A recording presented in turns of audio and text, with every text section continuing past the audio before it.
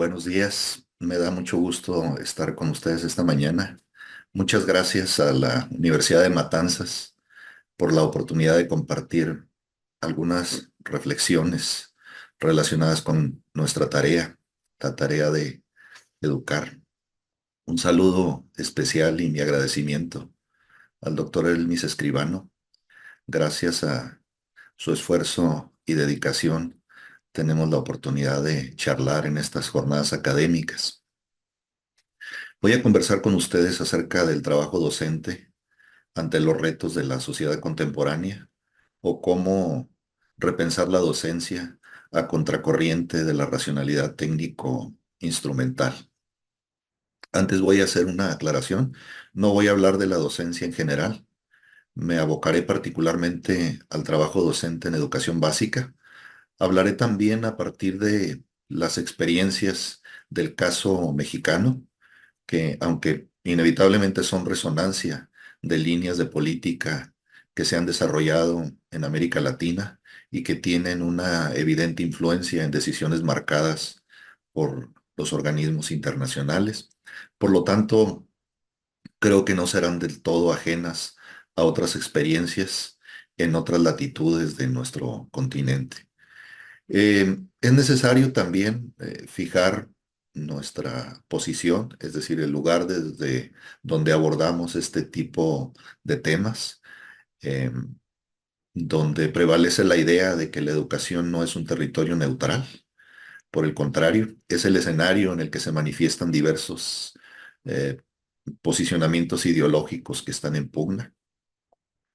La educación es el campo donde se materializan ciertas luchas por el poder.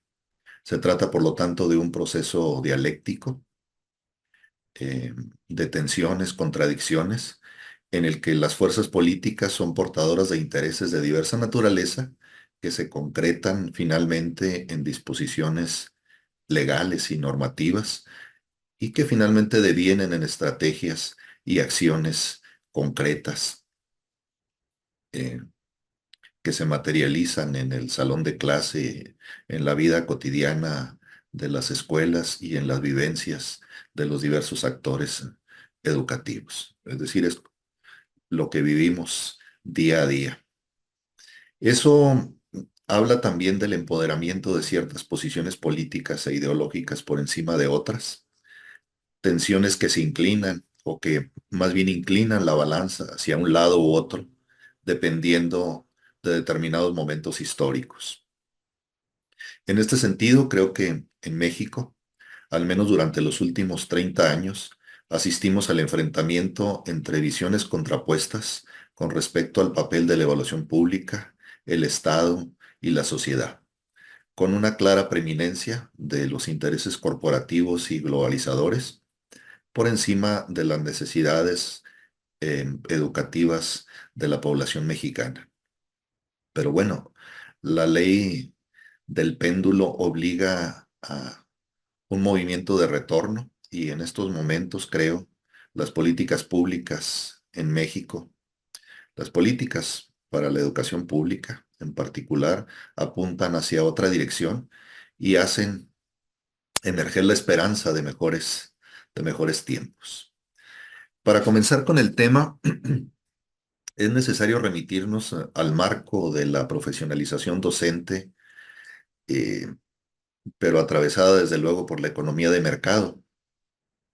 Es necesario preguntarnos qué tipo de docentes se ha intentado modelar en el caso de la educación pública mexicana.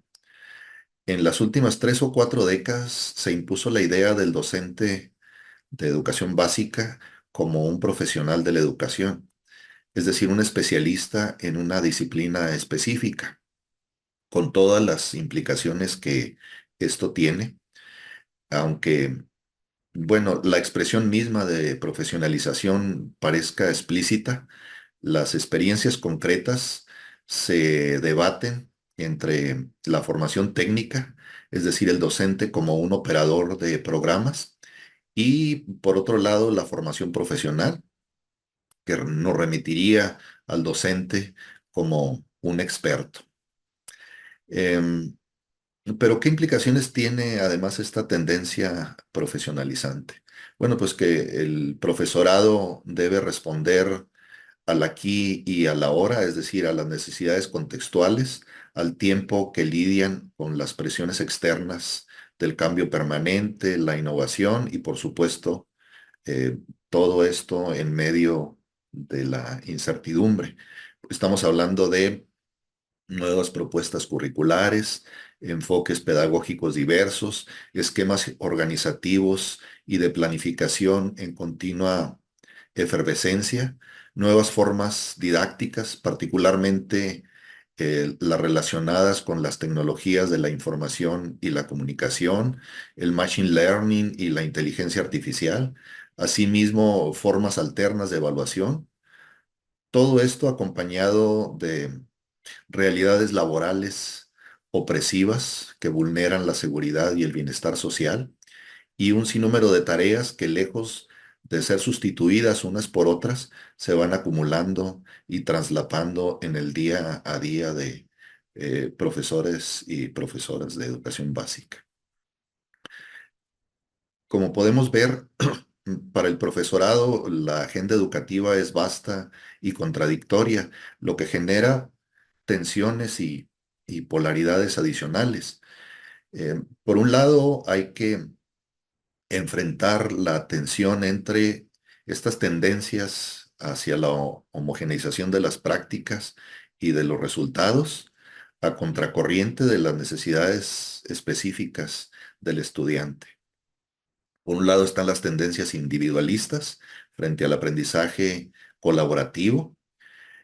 Por un lado encontramos el énfasis en los resultados y los productos, contra acciones en favor de la solidaridad y una cultura democrática y participativa. Están las regulaciones externas, las presiones externas frente al análisis situado de los problemas. Tenemos también enfoques pedagógicos instrumentalistas confrontados con enfoques humanistas y de justicia social. Tenemos también la paradoja de las tecnologías de la información y la comunicación como una amenaza para los sistemas escolares tradicionales, al mismo tiempo que las propias TICs se nos presentan potencialmente como un recurso valioso para el aprendizaje. Eh, en medio de estas tensiones, volvemos pues al movimiento dual que empuja el trabajo docente hacia la dirección técnico-instrumentalista, a la par que se le exige ser un profesional de la educación. Y esto se refleja en las propuestas tanto de formación inicial como de formación permanente y por supuesto en la acreditación del quehacer del profesorado que debe ser sometido continuamente a procesos de evaluación, lo que finalmente desemboca en sujetos, en docentes, en continua formación, cuyas prácticas son permanentemente cuestionadas. Y aquí hay otra paradoja: entre más preparación tienen los docentes, parecen ser más cuestionados y más presionados con respecto a los resultados que obtienen. Por lo tanto, tenemos un magisterio en crisis constante, alimentada por una profunda desconfianza en el trabajo de educadores y educadoras. Se trata de una docencia, hay quien señala que es una docencia vigilada. ¿Qué evidencias tenemos de ello? Pues está el establecimiento de sistemas de evaluación docente con parámetros establecidos siguiendo un modelo industrial, el acento en el desempeño profesional a partir de la recopilación de evidencias, el énfasis en la calidad educativa y la eficacia a contracorriente de la experiencia social del profesorado, criterios salariales con base en el mérito y los resultados, la meritocracia y el credencialismo, en el caso de la educación mexicana, se han convertido en un fin en sí mismos. Aquí es necesario también hacer un apunte especial. Em, De entrada, la idea de formación y evaluación permanente se antoja estratégicamente conveniente e incluso necesaria. El problema es que este fenómeno está atravesado evidentemente por los intereses del mercado. La evaluación forma parte sustancial de los procesos educativos, pero es al mismo tiempo un negocio sumamente lucrativo. de tal manera que las pruebas estandarizadas se convirtieron en una especie de obsesión para la política educativa en México y en un negocio redituable para las empresas especializadas en estos servicios, porque se trata de empresas privadas contratadas por el Estado que diseñan y aplican periódicamente este tipo de exámenes. La formación docente no está exenta también de este tipo de procesos, sobre todo cuando nos referimos a la formación permanente, que se ha convertido en un gran negocio. Encontramos una amplia oferta de cursos, talleres presenciales y en los últimos años, desde luego, en línea con la disposición de las tecnologías que tenemos actualmente, pero también estudios de posgrado, especialidades, maestrías, doctorados, se dan a granel, independientemente de su calidad, porque lo importante es presentar para los docentes credenciales que acrediten el desempeño y por lo tanto puedan obtener eh, puedan obtener mejoras salariales.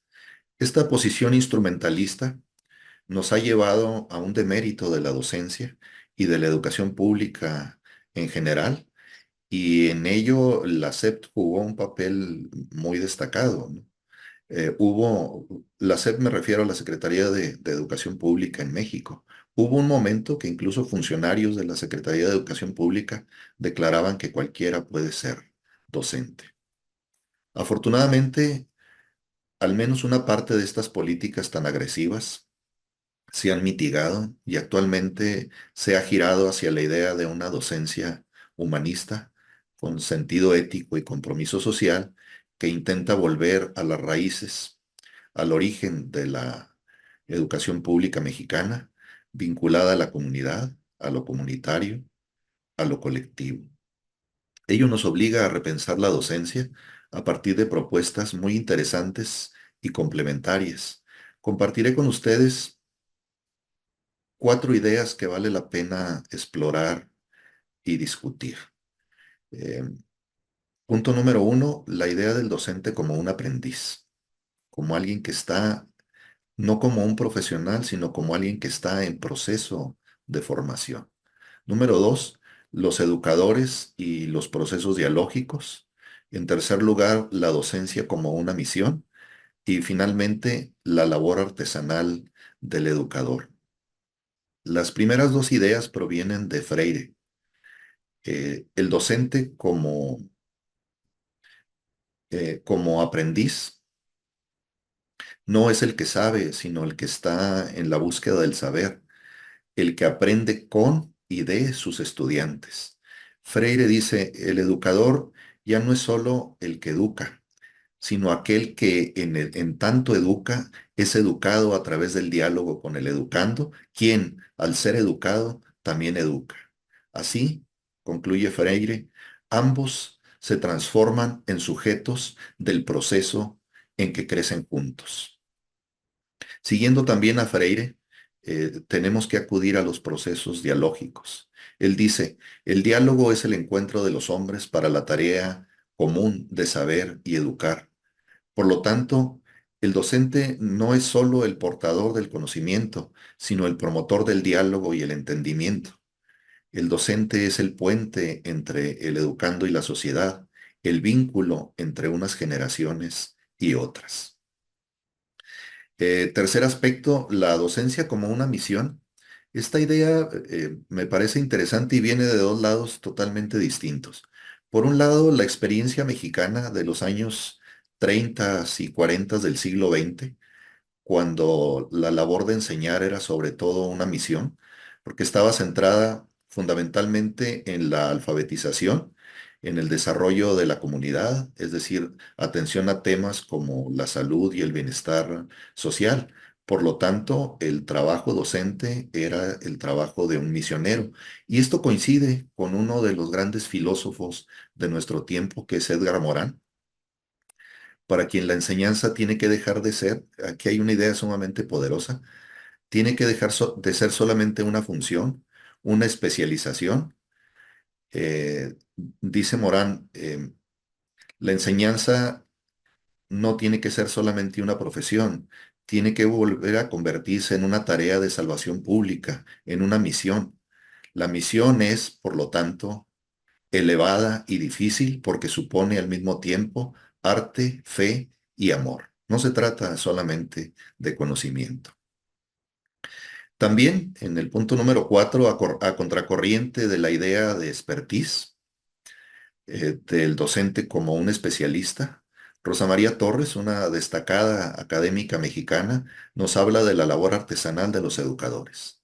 Para ella, los docentes somos artífices, constructores o artesanos de nuestro propio trabajo, que es la enseñanza. Dice ella, es en situación y con otros como se construye la labor, artesanalmente en el sentido del producto, lo cual significa hacerlo bien, pero también del procedimiento, es decir, hacerlo paso a paso y en cada caso. Esto ubica a la labor docente más cercana al arte, que ya lo habíamos mencionado con Morán, más cercano al arte que a la ciencia. Lo aleja del especialista y desde mi perspectiva ya personal, lo acerca al generalista, que es finalmente la propuesta o la provocación para el diálogo de estas pinceladas que les estoy presentando. Para Rosa María Torres, eh, los docentes son esencialmente profesionales de la cultura, en tanto que el conocimiento es un bien de interés público y comunitario. Nuestras vidas están ligadas a la vida de los demás. Esto llama a la solidaridad y a la construcción de comunidad. El docente de alguna manera filtra los saberes que fluyen en nuestra sociedad, por lo tanto tiene la obligación de problematizar lo dado, es decir, de cuestionar los contenidos, los materiales con los que trabaja. Tiene la obligación, tenemos como docentes, la obligación de cuidar lo que se analiza y se discute, de abordar los grandes temas o problemas sociales, como el agua, las desigualdades, el cuidado del medio ambiente. La docencia desde esta perspectiva no admite la indiferencia ante la injusticia, la exclusión y la marginación. Los docentes tienen un papel relevante en el espacio público de encuentro intergeneracional que es la escuela. La escuela es un espacio de convergencia y por lo tanto de oportunidad de desarrollo para los seres humanos. Y ahí volvemos a esta pregunta. ¿El docente es un profesional? ¿Es un especialista? ¿El experto en una disciplina específica que es la educación? Y aquí creo que es cuando empiezan los problemas vinculados con este concepto, porque la educación o la educación como ciencia es mestiza, es híbrida, es tributaria de múltiples disciplinas. Evidentemente la psicología, la sociología, la antropología, la política, la economía, la propia pedagogía, entre otras ciencias, que curiosamente llamamos ciencias de la educación. El docente es un generalista porque echa mano de manera simultánea de conocimientos pedagógicos y didácticos, que son los más evidentes, vinculados con las ciencias de la educación que ya mencionaba, pero requerimos de otros muchos conocimientos disciplinares, indispensables, evidentemente necesarios, como las matemáticas, la física, la química, astronomía, geografía. El ejercicio docente demanda además la sensibilidad necesaria para atender la parte emocional de los educandos. Hay algo de psicólogo en cada profesor o profesora, pero requiere al mismo tiempo ciertas dosis de sabiduría del filósofo y la sensibilidad del poeta, del artista que se aboca a esas zonas no visibles de la naturaleza humana, pero que son fundamentales en el proceso de nuestra realización plena. Por estas razones, la misión de educar es ampliamente flexible e inacabada. Y aquí sí me gustaría subrayar esto. Se trata más de una búsqueda que de una certeza. Es una tarea en continua construcción, no plenamente delimitada disciplinarmente hablando. Es una tarea esencialmente ética, porque se trata de algo esencialmente humano. Es una tarea comprometida. Los contenidos son importantes, pero lo fundamental es el acompañamiento en el proceso de desarrollo de los seres humanos. La verdadera formación de los docentes está en la interacción y el diálogo con los estudiantes, está en el aprendizaje mutuo, en la generación de una conciencia crítica y en la responsabilidad que implica el compromiso con la educación de las generaciones del presente. Para cerrar esto, diré que educar no se reduce a la instrucción, apunta al camino de la reflexión y la responsabilidad compartida, porque educar es, sobre todo, humanizar. Muchas gracias por su atención. Estaré pendiente a sus comentarios.